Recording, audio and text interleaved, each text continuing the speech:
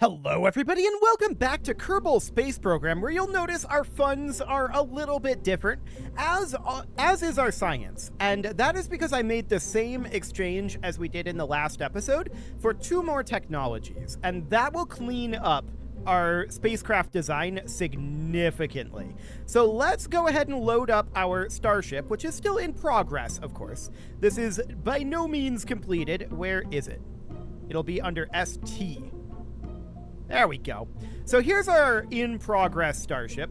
We're going to need to do something about these studs. We might not even want to land on these, to be honest, but for right now, we'll leave that be and we'll think about whether we want that to be the case. But for the moment, I do want to get some engine plates here. So engine plate 50 is something that we now have unlocked due to that exchange. And we are going to do triple attach notes. This is going to clean this up significantly for us. So that looks good. Now we're going to put in some vacuum optimized engines. And are we going to go with the Corgi? I mean, the Corgi is probably a little bit too big. Yeah, I don't like the 4 engines here. I want this to be a single nozzle engine. So I think we're going to go with the Poodle here.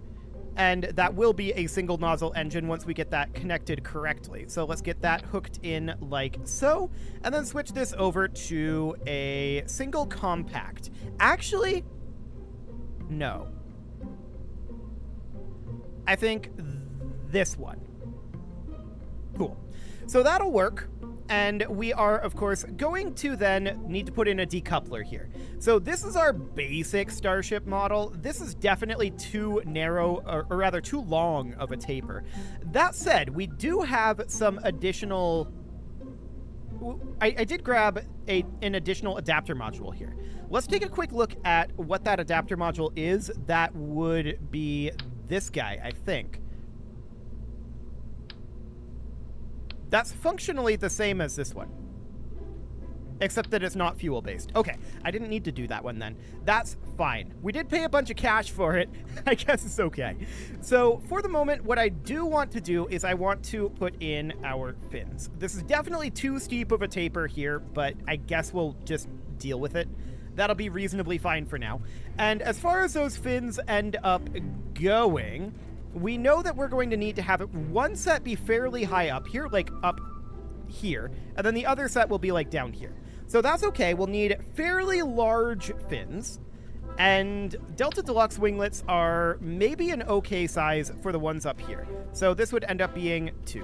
I think that's maybe a little too small, and we may want to have them be with snap-on. We may want to have them be about there. I don't know. That feels way too small. It definitely does. For the ones down below, we could certainly go with something like just a spaceplane tail fin. That's too much. That is too much. Okay, so I'm not going to go with that. We would want to go with an aeroplane tail fin, perhaps. That might be a little bit better, actually. And we can turn off the flag on these.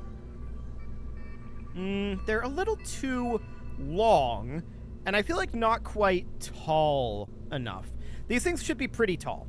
So one thing we could think about doing is just building our own fins here. That is a potential option, of course, and we could use something along the lines of structural wing type D is too small. I would be looking... Actually, is it, though? We would end up putting it about here. I think feel like it's too small this way. Okay, let's go for a different triangle shape then. We could go for the structural wing type B.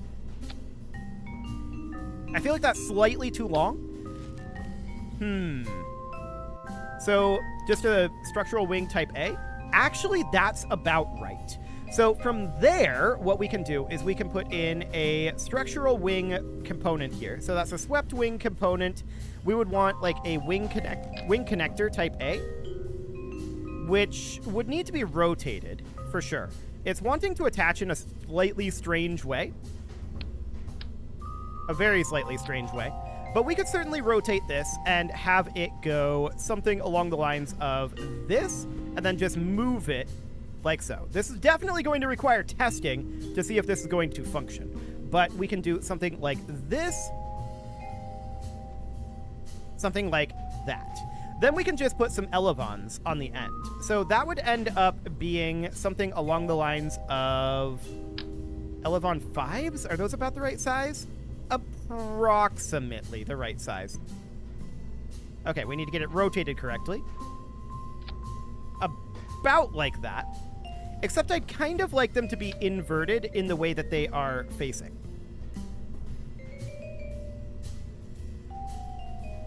Kind of like this. I would prefer them to be a bit straighter. Maybe just elevon 1s. That might do the trick. So that would end up being something a bit more like that. So that would give us these fins. I'm a little concerned about structural stability here. So I would add in a strut connector here and here, and then a strut connector here and here, and then a strut connector here and here. That should hopefully add some structural stability to those fins. Okay, so that would get us the bottom fins. I feel like that's a reasonable-ish representation of those. Now, the top fins, the Delta Deluxe winglet is a little too little, is I guess what I'll say here. And we would be looking for something more along the lines. I think there is the part that I'm looking for here, just the tail fin. Yeah, I think we're just looking for the straight-up tail fin. Maybe that's not the part I'm thinking of. There is a part that does like a full pivot as opposed to just having the small control surface. So with the tail fin, we could take a look at what the control surface is. Control surface portion, 100%.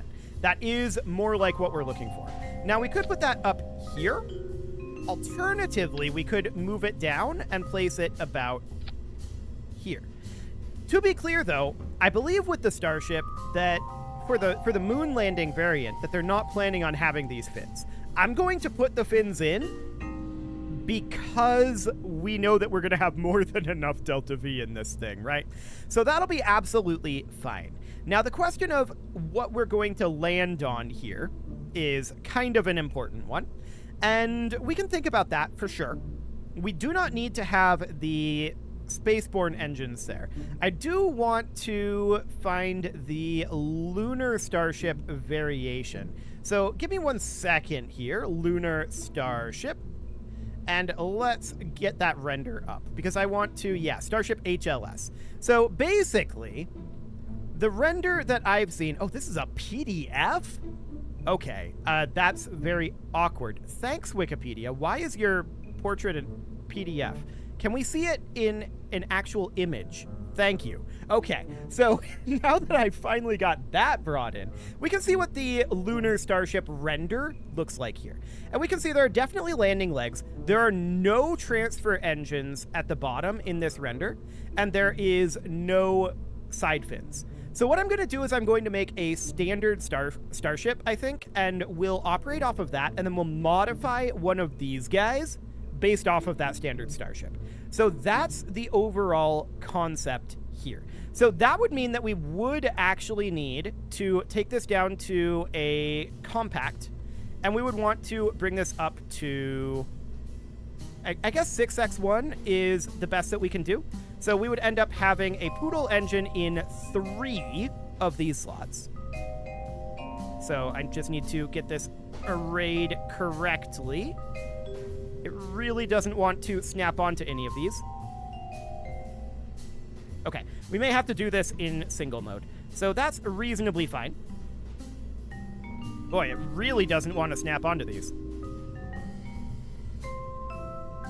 Okay, it really doesn't want to go on here. Spicy. Very spicy. Why are you trying to rotate it like that anyway? This is not how this is supposed to attach. Okay, let's replace this.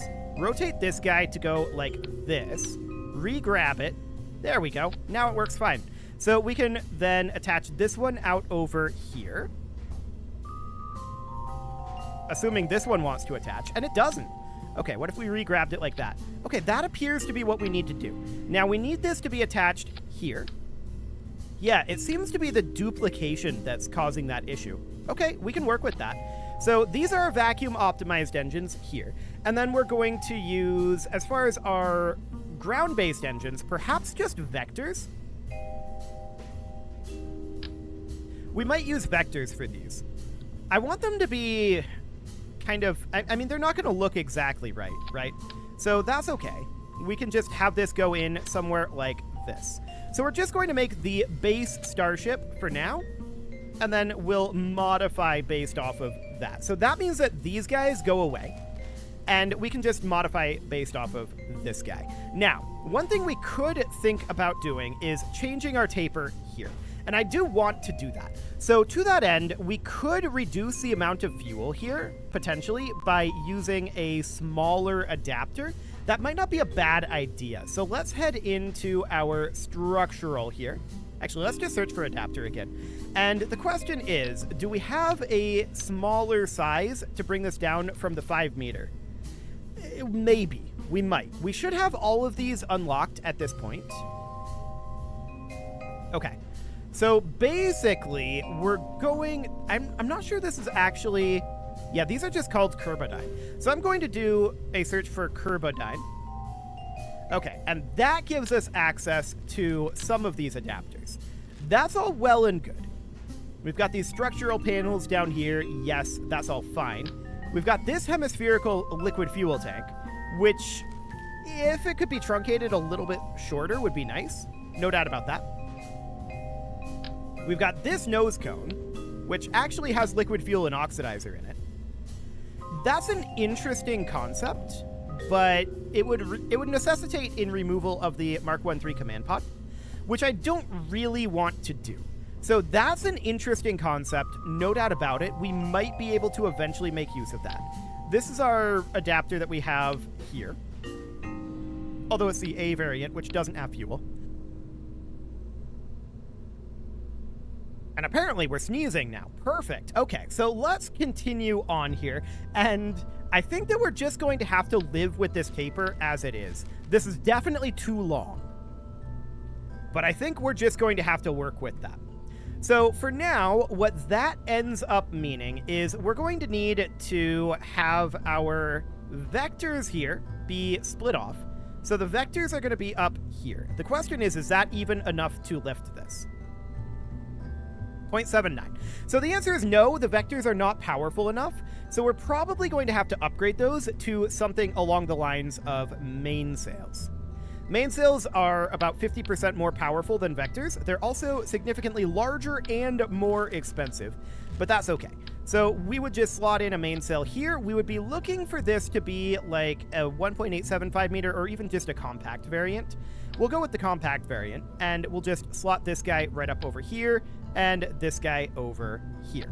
Okay, so with that, we now have 1.14. So that is enough to lift this off of the ground. Obviously, that's not necessarily the intention, and these vacuum-optimized engines are not really going to be utilized at this juncture. Now, we could go with black and white or orange here. We're just going to go with white for our starship. It should be more of a, like, metallic silver, but something along these lines would work. Now, I want to make sure we have no crew in here, and let's do a quick test flight of this to see how this works. This is not going to work fantastically. It's going to be really slow off the pad, like really slow. I don't want to fire our vacuum-optimized engines at this time. We're going to have to swap over to that, but all I want to do is I want to see how well it flies. I'm not expecting this to fly super well in this initial launch test. Let's see how this goes, and then once we're relatively happy with the base model Starship, then we can create the Super Heavy and start getting this into a proper orbit. I'm betting this can get into orbit as it is. I think. I haven't actually looked at the Delta V. So let's see if this can get into orbit, I guess. Probably, yeah. 4796 meters per second. That should do the trick. But it's going to be incredibly slow. Our thrust to weight is very, very low, and that's not really the goal here. So what we're going to do right now is this is mostly an in-atmosphere maneuverability test and making sure that these wings don't just fly apart, which they very well might. So let's see what happens there. Oh, we're so slow off the pad. I am not shocked about this at all, though. This is very, very expected. Hello, Moon. We're coming for you, but we'll not be there just yet. To be clear, the actual Starship is pretty slow off the pad. So I feel like that's a relatively good indicator But our speed is incredibly, incredibly low here. We are putting a lot of our fuel into just fighting gravity. That said, our thrust to weight is improving, and we'll see how well this ends up going. Okay, so we're at about 2 kilometer apoapsis right now. I'm going to wait until we're about 10-ish. And we should also be on kill rot.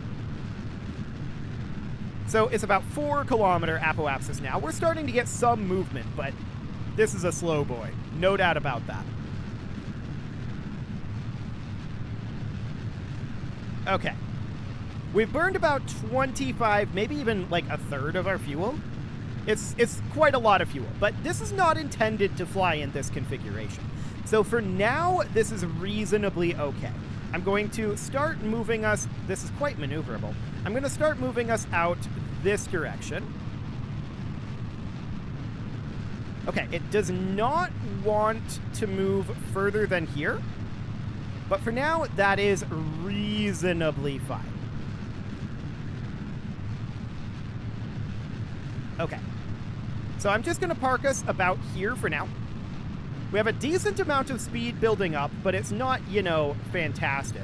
We only have an apoapsis height of about 27 kilometers right now, but we do still have another 100 seconds of burn here. So we've got a lot of burn time, and we burned about half of our fuel off. Our thrust to weight is massively improving, though, so that's nice. I'm just going to stick us on prograde for the time being. Okay. So this is looking reasonably fine for the moment. I'm reasonably content with this, but we might test this thing to destruction here. We'll see what ends up happening with that. It'll be very interesting, no doubt about it. So this is an apoapsis height of about 70. Okay, and I'm just going to put this at 100. To be clear, this is further than SpaceX has gotten at this point. And we'll just do something like that. So I'm going to keep this suborbital, but maybe not this suborbital. Actually, maybe we will. Let's bring this around to retrograde. We're going to need to very, very slowly steer our way around. Now, at this point, we would normally be shutting off our mainsails and turning on our poodles for significantly higher thrust to weight. So this is a very good sign, all things considered. This worked quite well. But we've got about 2 minutes to apoapsis here. I'm going to extend our solar panels. These are retractable. Cool. So I'm going to extend our solar panels to make sure we don't run out of power. I don't know what our power was at. It was absolutely fine. And we're just going to move around to retrograde here, and we're going to look to bring this guy in. Okay, so this may end up destroying it. That's okay if it does. What I want to do right now is just bring this on in. And are we going to attempt the belly flop maneuver? That would basically just be like radial up, right? Bringing it in at radial up, I would think. Something along those lines. We could attempt it. I have no idea how effective this will be, but we have a lot of burn time of fuel left here because this is just a suborbital flight. That'll be fine. We can retract our solar panels. We're going to be going down again soon. And yeah, this seems reasonably fine. So we would end up rotating this to be something like that. Okay, we're entering atmosphere now. So pretty much what we're going to want to be at is surface up for right now. And we're going to want to shed as much horizontal speed as we can. But this is going to be spicy. So we're just going to sit it up for the moment, but that's not going to be exactly the direction that we want to be. So in surface velocity terms here, we want to be sitting right about here. Ooh, we're tumbling. Okay, so this tumble is potentially problematic. No doubt about that. We want to move to surface velocity minus. Oh, we're just continually tumbling past it here. Nope, we are not. We're coming in like this. This is inverse of the direction I'd like to be coming in at. Okay, so we have very little attitude control here. That's pretty clear. Lack of attitude control here is a problem. Okay, I'm trying to burn the engines and bringing us around. No, we have no attitude control. Okay, so that is noted. We just burned up in the atmosphere. That is not super shocking. So the takeaway from that is that we can't really do the belly flop maneuver, but that's okay. We don't really need to for what we're trying to do here. So that's okay. This is technically a catastrophic failure, but I'm actually going to call that a catastrophic success. So we're not going to revert here. We're just heading back to the Space Center. We'll eat the cost of that, absolutely. And now we need to start designing the Super Heavy booster. As I said, I'm calling that a success. Because we learned some things. The first thing that we learned there, though, is that our attitude control is not great, even with the engines burning. So we're just going to have to come in retrograde and land it like we did the Falcon 9. That's not the end of the world. To be honest, we're not even going to be landing any of these. I just wanted to have some sort of capability of it. So we're going to hop into the VAB, and we are going to put in our decoupler, because we're now going to need to put in our Super Heavy. So we currently have these S4 256s here. We're going to need a decoupler, but I want to change the attachment point here from long to, I think, medium. Yes, that is about right. So we can do a stack separator there. We can see it's clipping out a tiny bit, this mainsail here, but I'm not too worried about that. So from here, we're going to put in some fuel tanks, and these are going to be some big fuel tanks. Those are going to be, let's see here. This is the S4 256. We're going to be going for the 512 here, and I'm thinking about 2 of them for our Super Heavy. Something like that. Now, we're going to use air brakes for our grid fins, as we did before, but I'm not expecting these to be super powerful. We could do 4 of them like there is in reality, or we could bring the number up. I think for now, we're just going to do the 4 here. I'm going to put in an XL remote guidance unit. Ooh, that's very small. That's the largest one we have. Okay, not ideal, but we'll use it. That seems relatively fine. And then down here, we're going to need an engine plate. So we're going to need a EP50. That's going to go right there. And the most number of engines that we can put on this is going to be, I think, 8x1. Yeah, so 9 engines is the most we can put on here. There's no way we're going to get 33 on here. That's very, very clear. I'm going to strut this just to make sure that we don't have any sort of an issue there, but I do want to have a battery here. So we're going to go with a 2.5K rechargeable battery pack. And we're going to redo this strutting to make sure that that is okay. And that should hold, in theory. And then down below, I'm just going to slot in like 1 million mainsails. So that's going to be something like this. We're going to need to go with probably the compact variant. And we'll need to slot in a 9th mainsail in the center here. And we're using these to... It doesn't want to put that? Oh, it's trying to make there be 8 in the centerpiece? Okay, that was strange. That works fine. So that'll do.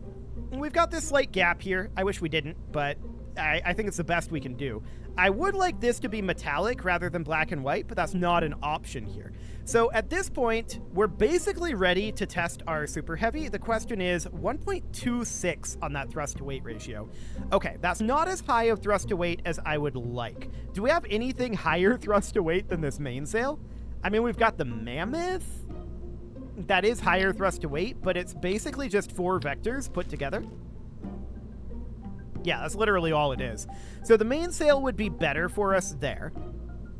I think we'll just have to accept this at this point. And we're going to run this fairly similarly to how we ran the Falcon 9, I think. We're going to look to recover this stage.